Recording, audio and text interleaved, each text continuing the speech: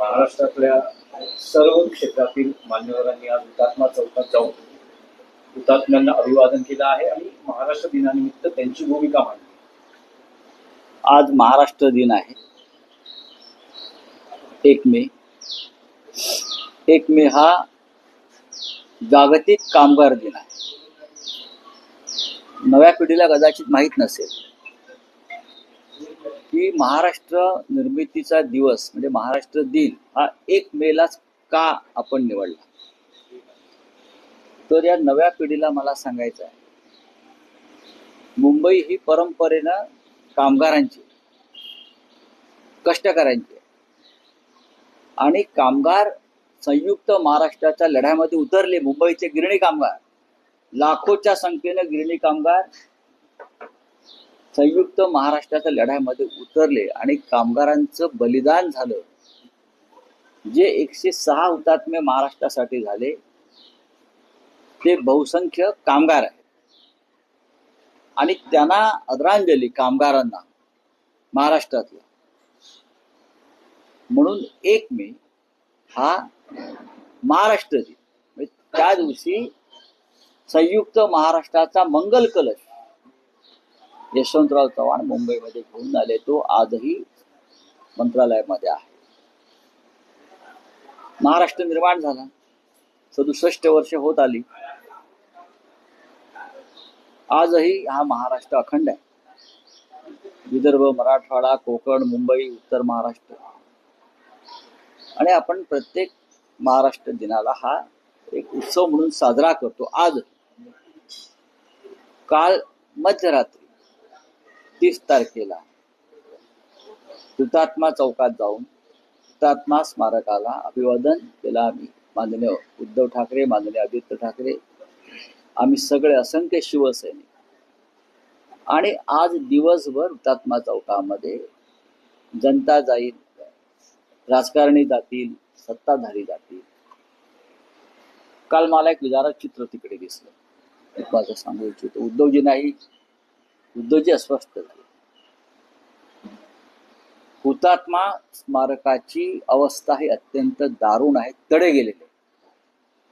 आपण जर जाऊन पाहिलं तर त्याला क्रॅक्स, तडे गेलेले आहेत.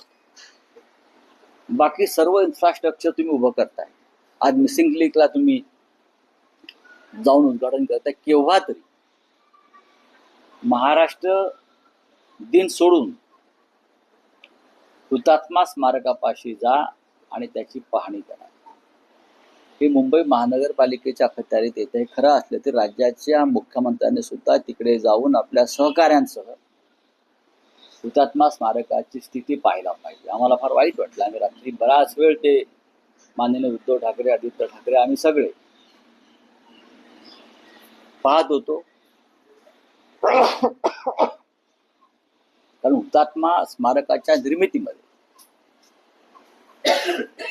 जे सुशोभीकरण आहे त्याच्यामध्ये शिवसेनेचा फार मोठा वाटा आहे. छगन भुजबळ महापौर होते त्या काळात ही सुरुवात झाली, ती सातत्यानं कायम राहिली. नुसतं महाराष्ट्राचा दिनी संचलन करून, सलामी घेऊन, ध्वजवंदन करून हुतात्म्यांना मानवंदना दिली असं होत नाही. मुंबईवर मराठी माणसाचंच वर्चस्व राहिला पाहिजे. महाराष्ट्रामध्ये मराठी माणसाचाच आवाज बुलंद राहिला पाहिजे. महाराष्ट्र कधीही दिल्लीचा गुलाम होऊ नये यासाठी तो लढा झाला. मुंबई महाराष्ट्रापासून तोडण्यासाठी तेव्हाच्या राज्यकर्त्यांनी, धनिकांनी, उद्योगपतींनी, व्यापाऱ्यांनी जे षडयंत्र रचलं होतं की मुंबई महाराष्ट्राला मिळू नये, त्या विरोधामध्ये मराठी कामगारांनी, गिरणी कामगारांनी केलेलं ते बंड होतं. आणि त्याच्यामध्ये अनेक महत्वाचे नेते, मग प्रबोधनकार ठाकरे, श्रीपाद अमृत डांगे, कॉम्रेड डांगे, आचार्य अत्रे, वालचंद कोठारी, असे असंख्य लोक, अण्णाभाऊ साठे, शाहीर अमर शेख, या लोकांनी महाराष्ट्र पेटवला, ढवळून काढला आणि ही लढाई झाली. आणि त्यानंतर मुंबईसह महाराष्ट्र निर्माण झाला. तो टिकवणं हे आता मोठं आव्हान आहे. ज्या परिस्थिती आम्ही आज जगतो आहोत किंवा सरकारची जी भूमिका आहे ही लढाई भांडवलदाराविरुद्ध होती त्या काळात, आणि आज पुन्हा एकदा मुंबई भांडवलदारांच्या घशात घालताना सरकार दिसत आहे. त्याच्यामुळे आम्हाला पुढल्या लढाईला मानसिक तयारी करावी लागेल. रावसाहेब, जशी तुम्ही जी अवस्था म्हणालात किंवा जी परिस्थिती आहे हुतात्मा स्मारकाची, तशीच शिवाजी पार्कातल्या महाराष्ट्र दालनाची आहे, जे संयुक्त महाराष्ट्राचं कला दालन उभारलं होतं उद्धव ठाकरेंच्या संकल्पनेतून, त्याची तशीच वाईट अवस्था आहे. महाराष्ट्र लढ्याच्या ज्या स्मृती आहेत, ज्या आम्ही निर्माण केल्या, मग संयुक्त महाराष्ट्र दालन असेल, हुतात्मा स्मारक असेल, या गोष्टी जतन करणं आवश्यक होतं. पण गेल्या 4 वर्षांमध्ये महापालिकेत जे प्रशासन राज्य आणलं भाजपनं, त्याच्यामुळे या सगळ्या वास्तू धूळ खात पडल्या, खराब झाल्या, वाया गेल्या. याला जबाबदार या काळातलं मुंबई महानगरपालिकेतलं प्रशासन राज्य आहे. तर त्याच्यामुळे आमचं लक्ष आहे. संयुक्त महाराष्ट्र दालनामध्ये त्या दिवशी किशोरी पेडणेकर यांच्या नेतृत्वाखाली धडक मारली होती आम्ही. आता तिकडे काम सुरू झालंय. आता काल महानगरपालिकेला आमचे जे प्रमुख लोक आहेत, सुनील प्रभूंनी काल सांगितलं की मी जाऊन आयुक्तांना भेटेन आणि हुतात्मा स्मारक तरी या राज्यात चांगल्या पद्धतीनं राहू द्या अशी मागणी केली. महाराष्ट्र राज्याच्या निर्मितीनंतर आजही महाराष्ट्रातील लोकांना मराठी भाषा अस्मितेसाठी लढावं लागतं आहे. प्रांतीय परप्रांतीय वाद सुरू आहे. काल राज ठाकरेंनी एक विधान केलं, त्यात ते असं म्हणतात की रिक्षावाल्यांमध्ये इतकी हिंमत येते कुठून की मराठी बोलणार नाही, अशी विधानं ते करतात. आणि मुख्यमंत्री म्हणतात की मराठी भाषा अस्मिता ही जोपासली पाहिजे, पण कोणाला मारहाण करणं भाषेच्या नावाखाली हेही आम्हाला मान्य नाही. मग सक्तीचा अर्थ काय? तुम्ही इथे जर पाहुणे म्हणून येत असाल, जसं आम्ही अनेक देशामध्ये जातो, फिरतो आणि येतो, तिकडे ती भाषा शिकण्याचा प्रश्न येत नाही. आता आम्ही काश्मीरला जातो म्हणून काय डोगरी भाषा शिकत नाही. आम्ही फिरायला सिमल्याला जातो किंवा अन्य राज्यात जातो, 4 दिवस जातो आणि येतो. असे कोणी येत असतील, जात असतील, त्यांच्यावरती कुठे आग्रह आहे भाषा शिकण्याचा? जे इथे येऊन वर्षानुवर्ष राहू इच्छितात, कामधंदा करू इच्छितात, त्यांनी मराठी शिकावं, ही आमची भूमिका आहे. मुख्यमंत्र्याला इतक्या मिरच्या का जमतात मराठीचं नाव काढल्यावर? तुम्ही मधल्या काळामध्ये या महाराष्ट्रामध्ये फक्त मराठी सक्तीची राहील ही आपली गर्जना होती. काय झालं त्या गर्जनेचं? राज ठाकरे यांचं बरोबर आहे, उद्धव ठाकरेंची तीच भूमिका आहे आणि बाळासाहेब ठाकरेंची पण तीच भूमिका होती की इथे राहणाऱ्या माणसाला मराठी येणं गरजेचं आहे.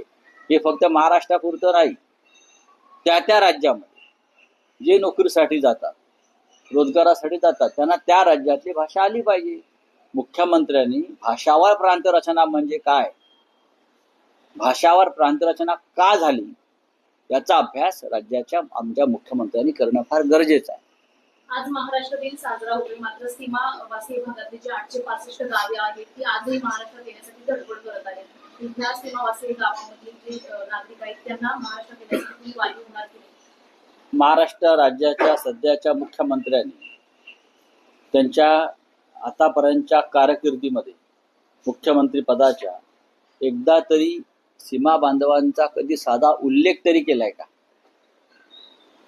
किंवा भारतीय जनता पक्षाच्या मंत्र्यांनी इतक्या वर्षामध्ये की महाराष्ट्र जोपर्यंत बेळगावसह जे आपण 865 गावं सांगितली त्यांचा सीमा भागाचा समावेश होत नाही तोपर्यंत महाराष्ट्र अपूर्ण आहे, याचा साधा उल्लेख तरी केलाय का? हे एकदा त्यांनी आत्मचिंतन करावं. बेळगावमध्ये मराठी माणसावरती होणारे अत्याचार आणि मराठी दडपण्याचे जे प्रयत्न होत आहेत त्या संदर्भात त्यांनी साधा सुस्कारा तरी सोडला का? कधी तिकडल्या मुख्यमंत्र्यांना साधा फोन करून की आमच्या लोकांवरती, भाषिकांवरती अन्याय करू नका, प्रकरण न्यायप्रविष्ट आहे, हे त्याने कधी सांगितलंय का? आतापर्यंत हा खटला गेले 17 वर्षापेक्षा जास्त काळ न्यायप्रविष्ट आहेत, त्यापेक्षा जास्त काळ झाला. मुख्यमंत्र्यांनी कधी या संदर्भात एखादी बैठक घेऊन सीमा भागातल्या संदर्भातले जे वकील आपण नेमलेले आहेत आणि ज्यांना सरकार पैसे देत आहे, हा, त्या वकिलांना कधी बोलून विचारलं का की खटला पुढे का सरकत नाही, किंवा तुम्ही काय करताय, असं काय घडतंय की अनेकांना न्याय मिळतो आणि 20-20 वर्ष आमच्या न्यायालयात जो सीमा भागाचा खटला सुरू आहे त्या संदर्भात कधी राज्याच्या मुख्यमंत्र्यांना ही संवेदना जाणीव निर्माण झाली आहे का की मी सुद्धा तिकडल्या मराठी माणसांचाच मुख्यमंत्री आहे. हे दुर्दैव आहे या महाराष्ट्रात, ज्यांचा संयुक्त महाराष्ट्राचा लढ्याशी काळी मात्र संबंध नव्हता, असे लोक आज राज्यावर बसले आहेत. मुख्यमंत्री सोडून द्या, जे शिवसेना म्हणून बसलेले आहेत ते उपमुख्यमंत्री आणि त्यांचे लोक, हे त्यांचं कर्तव्य नाही का? सीमा भागातल्या जनतेसाठी स्वतंत्र मंत्रालय आणि मंत्र्यांची घोषणा केली. आपल्याला माहिती असेल 2 मंत्री त्यासाठी आहेत, एक शंभूराज देसाई, चंद्रकांत पाटील. हे 2 मंत्री कधीतरी बेळगावात जाऊन तिकडल्या मराठी बांधवांचे काय समस्या आहे, काय प्रश्न आहेत, काय अडचणी आहेत, त्यांना आम्ही काय मदत करू शकतो या संदर्भात त्यांनी तिथे पाऊल तरी ठेवलंय का? एकनाथ शिंदे यांनी कधी बेळगावात पाऊल ठेवलंय का? हे सांगावं ना. यांना काय चिंता आहे महाराष्ट्राची आणि तिकडल्या मराठी बांधवांची? शिवसेना भाजपच्या याच्यावर काल सीएम म्हणाले की शिवसेना उद्धव बाळासाहेब ठाकरे पक्षाच्या संदर्भात त्यांना काल सांगितलं त्यांनी की स्कोप नाहीये, म्हणाले पुढे आमचंच आम्हाला आता जास्त झालंय. तर शिवसेनेचा कुठला स्कोप नाही. शिवसेना उद्धव बाळासाहेब ठाकरे पक्ष देखील भाजप बरोबर येणार असं कोणी त्यांच्याकडे सांगितलं की आम्हाला तुमच्याबरोबर यायचं आहे? शो मध्ये म्हणाले ते. हो, पण त्यांना प्रश्न कोणी विचारला? आम्ही सांगितलंय का आम्हाला स्कोप द्या म्हणून? तुम्हाला स्कोप महाराष्ट्रामध्ये आम्ही दिलाय. देवेंद्र फडणवीस आणि त्यांचा जो पक्ष आहे त्याला महाराष्ट्रामध्ये कोणी स्कोप दिला? आम्ही दिला. तुम्ही काय स्कोपच्या गोष्टी करताय? आणि आम्हाला स्कोप द्यायचा का नाही जनता ठरवेल. महाराष्ट्राची ईव्हीएम नाही ठरवणार, तुमचे पैसे नाही ठरवणार, तुमचे पोलीस नाही ठरवणार. आता उद्याचा जे निकाल आहे 4-5 राज्याचे, त्यात मोदींना किती स्कोप आहे तो कळेल. विधान परिषदेच्या मराठीतले काही 1-2 प्रश्न आहेत. विधान परिषदेच्या निवडणुका अखेर बिनविरोध होत आहेत, पण काल काँग्रेसने अखेरच्या क्षणी उमेदवार दिला नाही, पण त्यांनी आठवण करून दिलेली आहे की पुढची राज्यसभा, पुढची विधान परिषद ही आमचीच आहे. आणि त्यांनी नापसंती व्यक्त केली आहे की उद्धव ठाकरेंनी ज्या पद्धतीने उमेदवार जाहीर केला, आम्हाला विश्वासात घेतलं नाही, याबद्दलही त्यांची नाराजी आहे. ठीक आहे, चांगलं आहे. मनुष्य आहे, राजकीय पक्ष आहे, त्यांनाही मन असतं.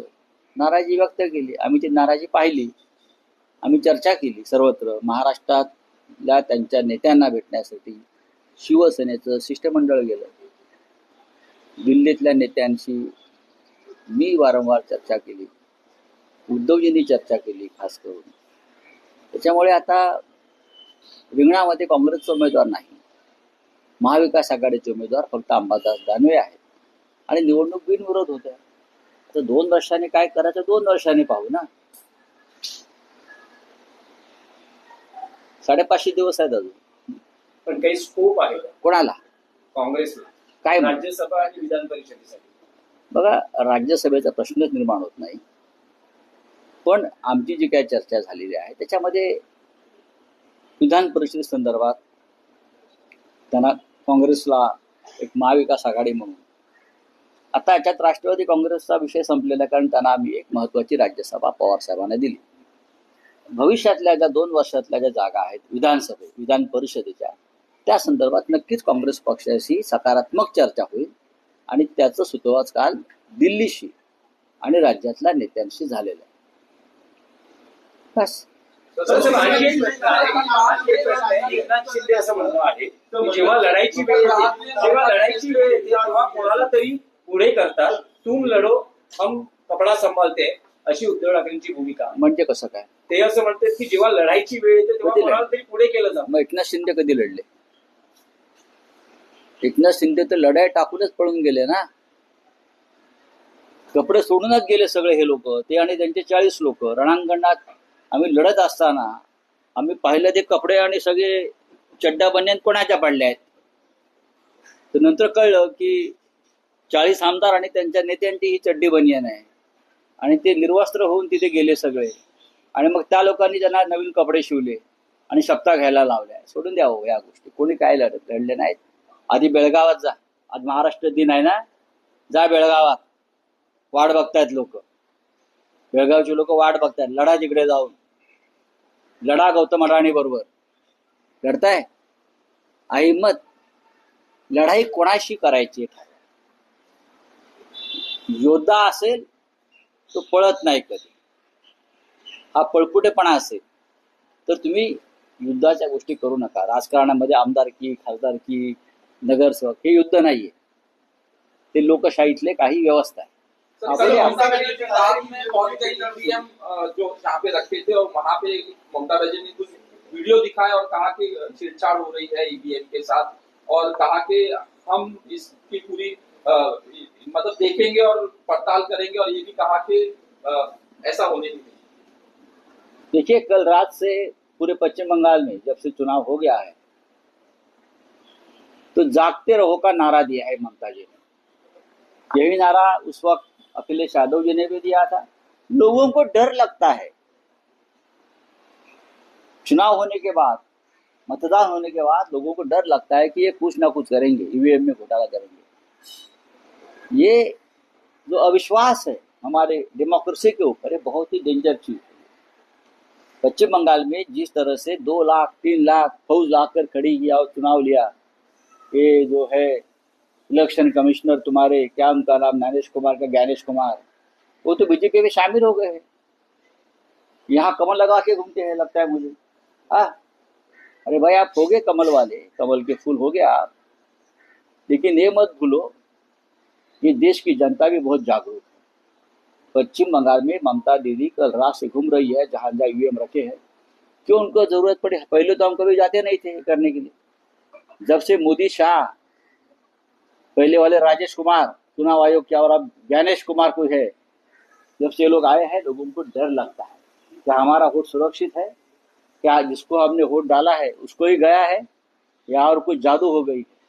तो ये डर है, और ये डर सच्ची है। तो बीजेपी की मीटिंग बुलाई है, 2 तारीख को मीटिंग बुलाई है, काउंटिंग को लेके 2 तारीख को मीटिंग बुलाई है बीजेपी ने हाई लेवल कोलकाता में। किस तरह से? हाँ, उनको लगता है कि वो जीतने वाले हैं। आइए, मीटिंग बुलाइए, चाय समोसे खाइए, फिर ममता दीदी की जो जीत होगी उसके बाद हम लोग उनको पेड़ा खिलाएंगे। सर, इलेक्शन कमीशन कह रहा है कि मशीन सुरक्षित है, वही बीजेपी कह रही है कि ममता दी हार रही है। ऐसे इलेक्शन कमीशन बोल रही है? इलेक्शन कमीशन बोल रहा है कि मशीन सुरक्षित है। मशीन सुरक्षित नहीं है। ममता दीदी ने जो कल कोई वीडियो वायरल किया है, आपने देखा होगा, पूरे सिर टूटे हैं मशीन के, मशीन यहाँ वहाँ वो गोडाउन में गिरे हैं, कोई सुरक्षा नहीं है। इलेक्शन कमीशन अंधा हो गया है। चलिए।